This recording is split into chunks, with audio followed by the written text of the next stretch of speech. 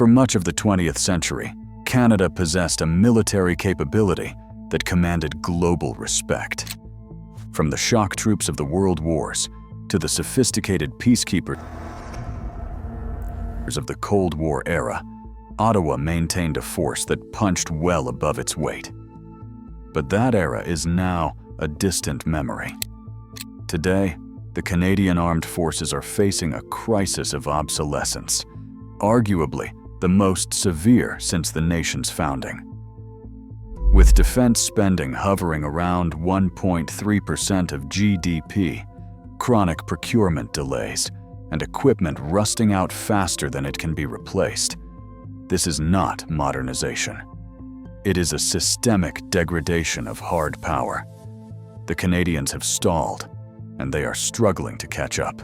The current defense policy update projects a budget rising to roughly $40 billion by the end of the decade, but the numbers tell a deceptive story. Unlike European allies who are front-loading contracts for immediate delivery, much of this funding remains aspirational, tied to projects that will not deliver hardware for years, if not decades. Critically, the procurement system itself is widely considered broken, characterized by political interference and bureaucratic paralysis that leaves funds unspent. While nations like Germany and the Netherlands are rapidly rebuilding industrial capacity for high-intensity conflict, Canada is still debating the requirements for basic capabilities, leaving its industrial base unable to surge production for long-duration conflicts. In terms of the Army, the force is seeing a dangerous gap in heavy conventional power. The backbone of the Armored Corps remains the Leopard 2, specifically a mix of aging A4 models and upgraded A6M models. While these are capable platforms, the fleet is small, worn down by decades of use, and the handful donated to Ukraine have left gaps that are slow to be filled. There is no massive scale-up of 3,000 armored vehicles here. Instead, the Army is struggling to integrate the Tactical Armored Patrol Vehicle, a platform that has faced reliability issues since its introduction.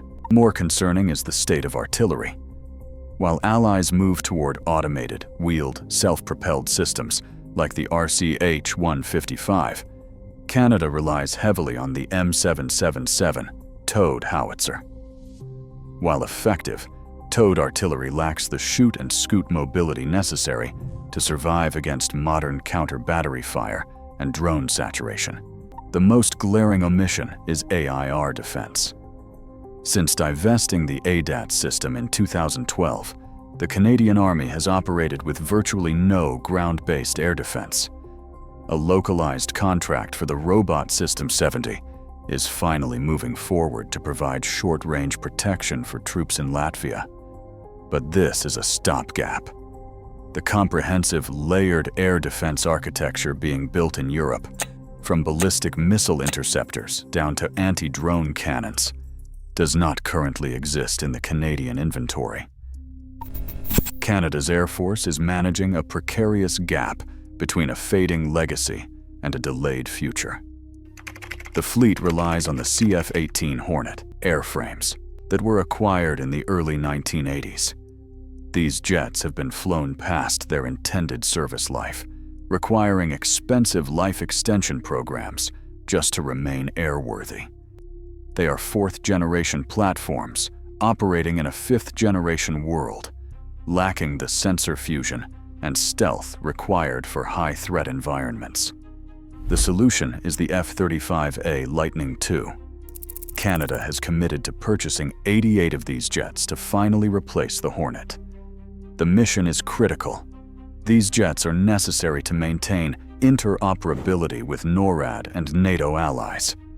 However, deliveries are not expected to reach operational significance until the late 2020s or the early 2030s.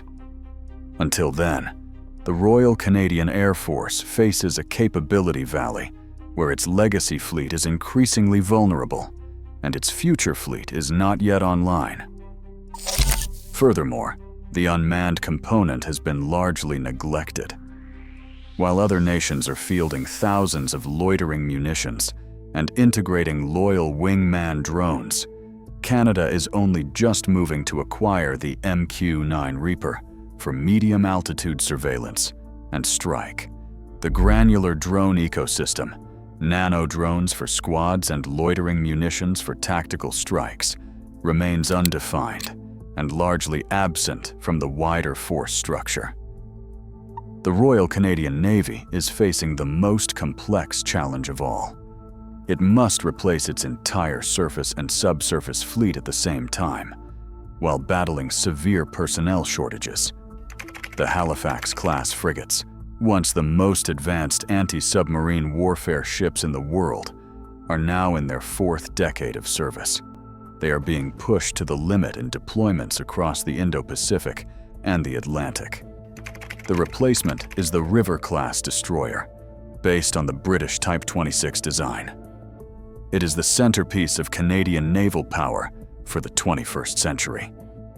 These ships will be massive and heavily armed with Tomahawk cruise missiles and the SPY-7 radar system, capable of wide-area air defense and anti-submarine warfare. However, the costs have ballooned to over $80 billion, and the first ship is not expected to be operational until the early 2030s. This leaves a dangerous window where the current fleet must operate beyond its technological prime. The submarine situation is even more dire. The 4 Victoria-class submarines, purchased second-hand from Britain in the 1990s, have spent significant time in dry dock for repairs rather than at sea. These diesel-electric boats lack the air-independent propulsion systems found in modern German or Norwegian designs, limiting their submerged endurance. Canada has signaled intent to purchase up to 12 new, conventionally powered submarines, capable of operating under ice to patrol the Arctic and the Pacific. The program is still in its early stages, and with no contract signed, a capability gap in the underwater domain is almost guaranteed. Of course, equipment alone does not create military power. Canada needs people to operate these systems. The Canadian Armed Forces is currently facing a personnel crisis, with a shortage of approximately 16,000 troops across the regular force and the reserves. The challenge is quite significant. Recruitment centers are failing to meet targets, and retention is plummeting due to quality of life issues, particularly the lack of affordable housing near major bases. The government is pursuing multiple solutions. Opening recruitment to permanent residents was a major policy shift intended to widen the pool of applicants. Naval experience programs allow civilians to try life at sea for a year without a long-term commitment. However, expanding equipment programs make this harder. The new River-class ships will require larger, highly technical crews. The F-35 requires specialized maintenance personnel. Without a dramatic reversal in recruitment trends, Canada may find itself with new hardware that it simply cannot man. Supporting infrastructure is also crumbling. Bases across the country need renovation, with billions in deferred maintenance on hangars, jetties, and housing units. Strategic mobility is another bottleneck. Canada lacks dedicated military rail and heavy transport infrastructure that Europe is currently building to move armor rapidly. Deployment relies heavily on contracted commercial solutions, which may not be available or reliable during a global crisis. Canada isn't declining in isolation, but it is becoming an outlier in an alliance that is rapidly rearming. While NATO has set a hard floor of 2% of GDP spending, Canada remains well below that threshold, with no clear timeline to reach it. The concern in Washington and Brussels is not just about numbers, it's about reliability. In a world of great power competition, where the Arctic is melting and authoritarian regimes are aggressive, a G7 nation with a hollowed-out military is a strategic liability. The path forward is technically laid out in policy documents, but the execution remains the variable. The difference between a revitalized Canadian military in 2035 and a functionally obsolete one lies in the speed of procurement and the political will to fund it.